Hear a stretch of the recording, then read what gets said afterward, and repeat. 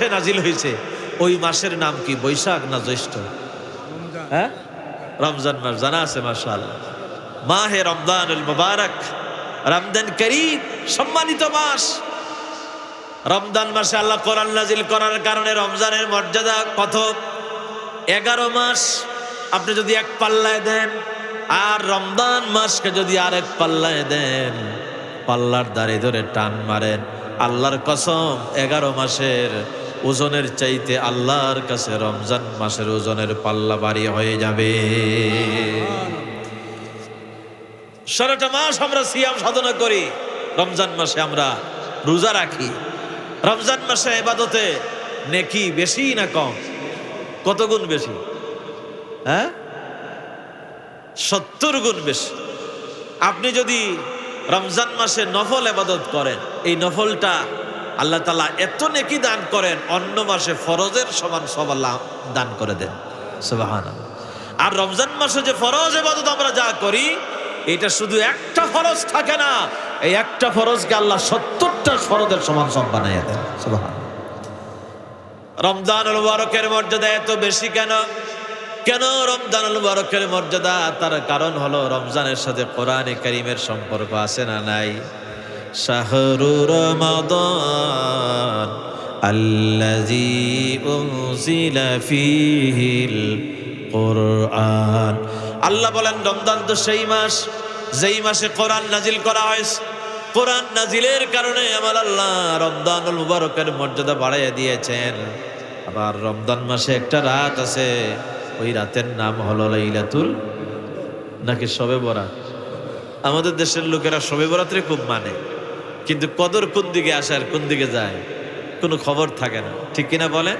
অথচ কদরের রাতের গুরুত্ব শবে বরাতের চাইতে অনেক অনেক বেশি। কদরের রাত সম্পর্কে আমার আল্লাহ একটা সূরা নাজিল করে দিলেন, আর ওই সূরার শেষ অংশে বলে দিলেন, ও দুনিয়া মানুষেরা শোনো, কদরের রাতের মর্যাদা কত। লাইলাতুল কদরি খায়রুম মিন আলফি শাহর।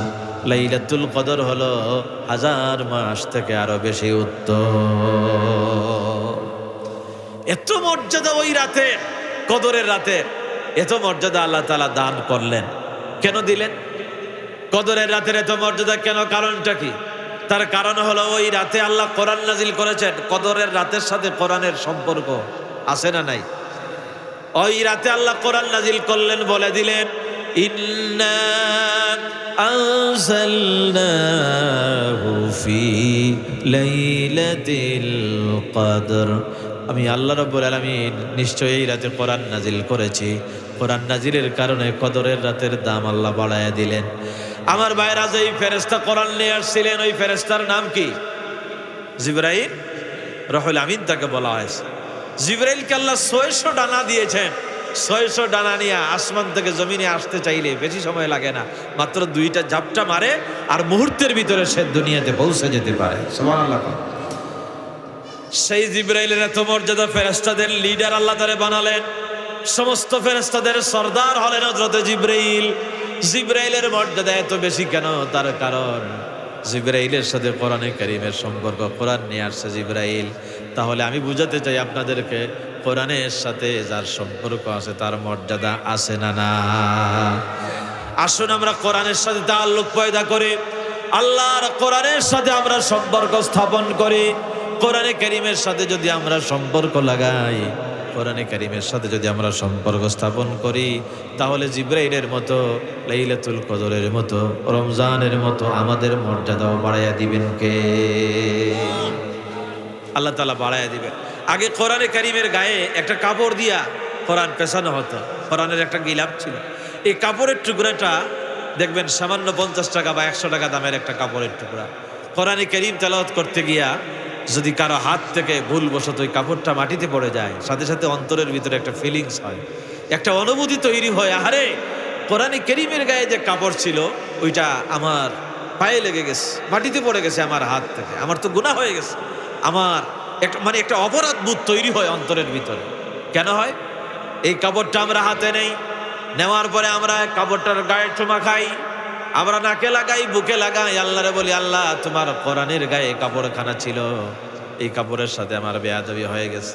আপনার আমার গায়ে যত দামি জামা থাকুক, এটা যদি আলনায় ওয়ার্ডরোবে রাখতে গিয়া, আলমিরাতে রাখতে গিয়া যদি ঠ্যাঙ্গের মধ্যে 50-12 লাগে, আমরা কখনো আমাদের গায়ের পোশাককে আমরা কখনো চুমা খাবো নাকি ভাই? না। দেখেন এই একটা ছোট্ট কাপড়ের টুকরা কোরআনের গায়ে লেগে গিয়েছিল, কোরআনের সাথে লেগে যাওয়ার কারণে আল্লাহ রাব্বুল আলামিন তার দাম, তার মর্যাদা আমার আল্লাহ বাড়ায় দিয়েছেন।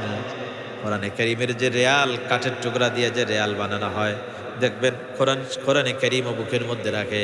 এই কাঠের টুকরা রেয়ালকেও ওইভাবে হাফেজরা, আমাদের বাচ্চারা যখন কোরআনে কারীম তেলাওয়াত করে, রেয়ালকেও তারা বুকের মাঝখানে এইভাবে, বুকের মধ্যে এইভাবে ধরে সম্মান করে।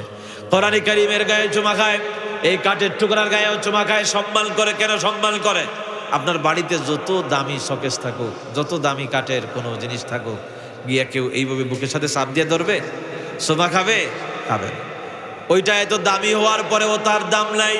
কিন্তু কোরআনের গায়ে কাঠের টুকরা লেগে গিয়েছিল, লেগে যাওয়ার কারণে কাঠের টুকরার মর্যাদা আমার আল্লাহ বাড়ায় দিয়েছেন। ও মুসলমানেরা, আজকে হাফিজি মাদ্রাসা, কোরআনে কারীমের এই বাগানে, কোরআনে কারীমের মাহফিলে যারা আসলেন, একটু বোঝার চেষ্টা করেন। আমরাও যদি কোরআনের সাথে থাকি, দুনিয়ায় নয়, দুনিয়ায়ও এবং আখিরাতেও আমাদের মর্যাদা আল্লাহ বাড়াইয়া দিবে। কোরআন, কোরআন, কোরআন, কোরআন। আসেন ভাই, কোরআনের কাছে আসেন। কোরআন সবচাইতে বড় নিয়ামত আল্লাহ তাআলা বান্দাকে যা দান করেছেন। এই পৃথিবীতে যত নিয়ামত আল্লাহ দিয়েছেন, সবচাইতে বড় নিয়ামতের নাম কোরআন। সবচাইতে বড় নিয়ামতের নাম কি? কোরআন। এর চাইতে বড় নিয়ামত আর নাই ভাই, কোরআনের চাইতে বড় নিয়ামত আর নাই। এটা আল্লাহর কালাম, কালামুল্লাহ। আপনি আল্লাহর সাথে কথা বলেন। আপনি যখন সালাতের মধ্যে দাঁড়ায় যান, সালাতের মধ্যে দাঁড়াইয়া যখন কোরআনে কারীম তেলাওয়াত করেন, সূরা ফাতিহা পড়েন, তখন আল্লাহর সাথে আপনার কথোপকথন শুরু হয়। আপনি বলেন আলহামদুলিল্লাহি রাব্বিল আলামিন, আল্লাহ আপনার সাথে কথা বলেন। আল্লাহ বলেন, ফেরেশতাদেরকে আল্লাহ ডাকেন আর বলেন, রে ফেরেশতারা, এই বান্দা বান্দি বানাতে তোমরা নিষেধ করেছিলে, মানুষ বানাইও না, এরা ফিতনার ফাসাদ করবে, ইয়াসফিকুদ দিমা, এরা দুনিয়াতে রক্তপাত ঘটাবে। আমরাই তো তোমার তাসবিহ করতেছি।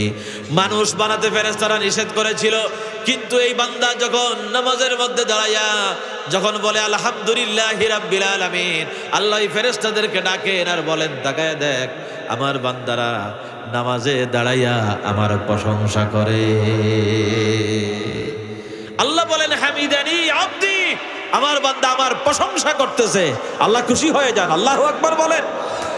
বান্দা যখন বলে আর রহমানির রহিম, আল্লাহ বলেন, আসনা আলাইয়া আব্দি, রে ফেরেশতারা, আমার বান্দা বান্দিরা দাঁড়াইয়া নামাজে সালাতের মধ্যে দাঁড়াইয়া আমার গুণগান গাইতেছে, আল্লাহ বড় খুশি হন।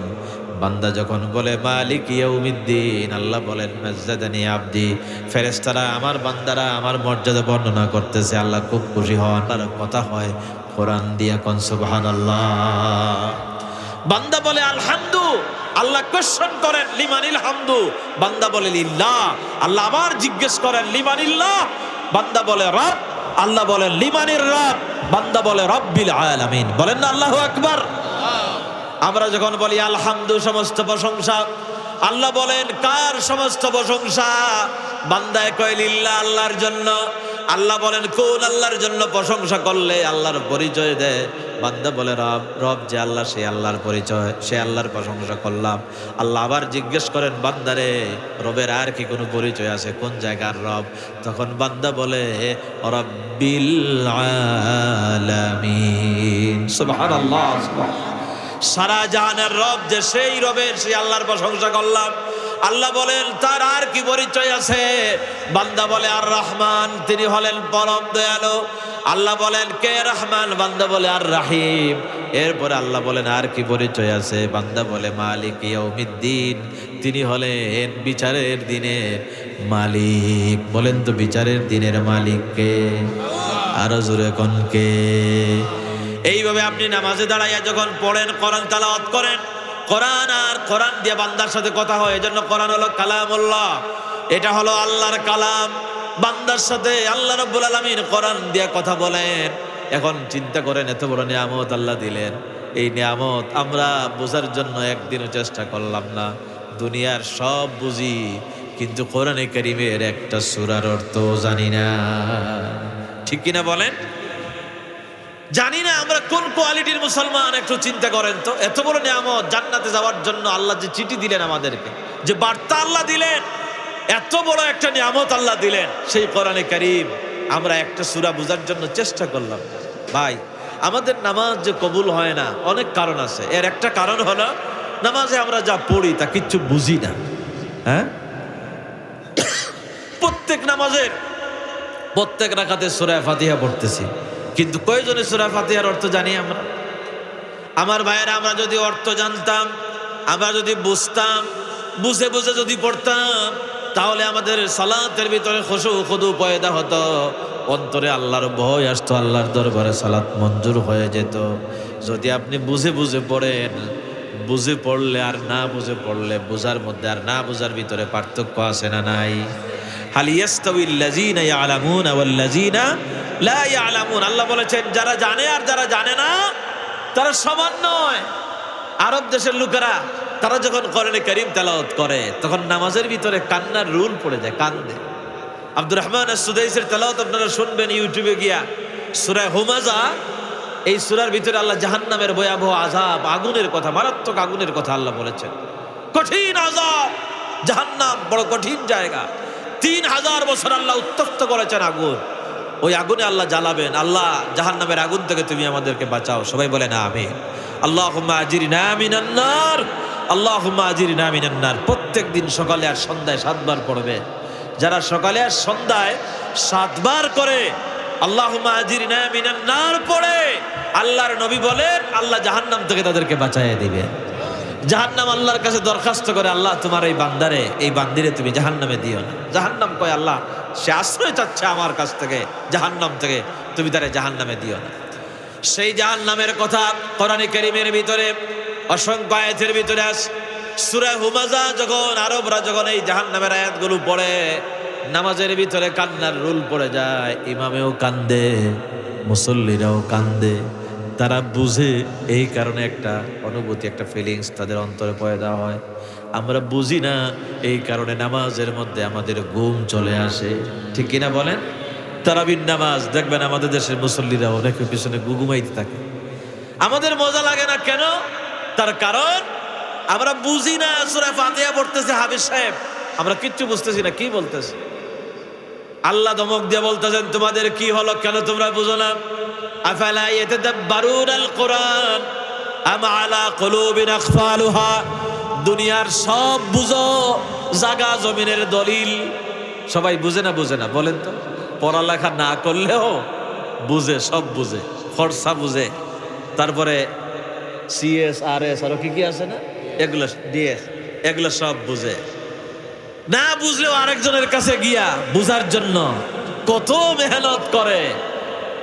এই দুনিয়ার সামান্য এই কয়েকদিনের দুনিয়া চিন্তা করেন, অথচ যে কোরআন আল্লাহ দিলেন জান্নাতে যাওয়ার জন্য, একদিনও গিয়া কোন হাফেজ সাহেব, কোন মাওলানা সাহেবকে বললাম না যে হুজুর একটু বলেন তো সূরা ইখলাসের অর্থটা কি, সূরা ফাতিহার অর্থটা কি, একটু বলে। আমরা বুঝি না, এই কারণে মজা পাই না। আরবরা পড়ে, নামাজের ভিতরে কান্নার রুল পড়ে যায়। আব্দুর রহমান আস-সুদাইস সূরা কুরাইশ তেলাওয়াত করতেছে, তার পিছনে নামাজ পড়তেছিলাম। সূরা কুরাইশ তেলাওয়াত করতে গিয়া তিনি মাঝে মাঝে টান মারেন, খুব জোরে চিৎকার দিয়ে ওঠেন, ফালইয়াবুদু রাব্ব হাযাল বাইত। এই আয়াতটা যখন পড়ে তখন খুব জোরে চিৎকার মারেন, টান মারেন এবং বারবার রিপিট করেন, 2 বার 3 বার করে পড়েন। বারবার এই আয়াত পড়তেছেন আর কাঁদতেছেন নামাজের ভিতরে।